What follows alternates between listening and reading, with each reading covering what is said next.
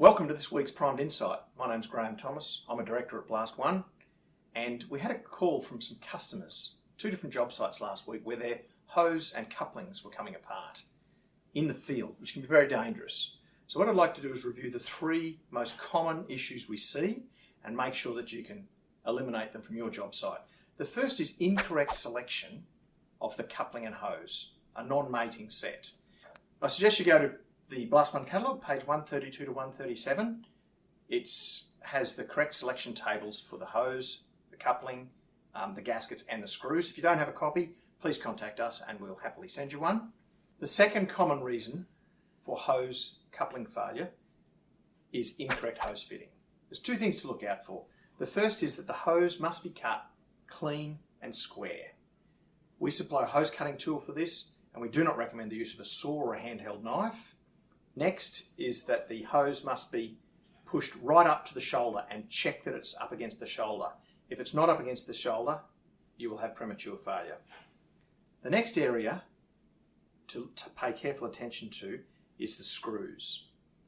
This may seem very simple, but it's very important because they're going into a soft rubber substrate, and the amount that they are screwed in is very important for the integrity of the coupling. It's common for them to be put in and then the rubber to be stripped out, which creates a premature wear point. The rubber is designed to seal against the screw, and if I strip out a piece of that rubber, I've got an early failure point. The other common mistake is to bring the screw in until it meets the shoulder, but no further. That, of course, has pushed the rubber down into a dimple inside the hose, which you can feel with your finger, and it still hasn't fully bitten into the hose. So you need to continue to turn the screw 1 to 2 more rotations until that dimple is pulled back up inside the hose and it is properly bedded into the rubber. This will secure the hose to the coupling so it can't come off. Third most common cause of hose coupling failure is either incorrect handling of the hose or incorrect placement. It's important to remember that the hose coupling interface cannot be used to take the strain of whipping on startup or of the weight of the hose. So wherever hose is suspended, it needs to be restrained each side of the coupling.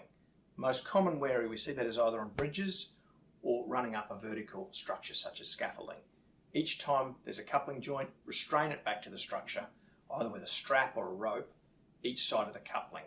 And then when we're moving hose, maybe in a dockyard, maybe in a blast yard, it's important that the hose is not dragged along by machinery such as a skid steer loader or a forklift, but it's coiled up and then moved.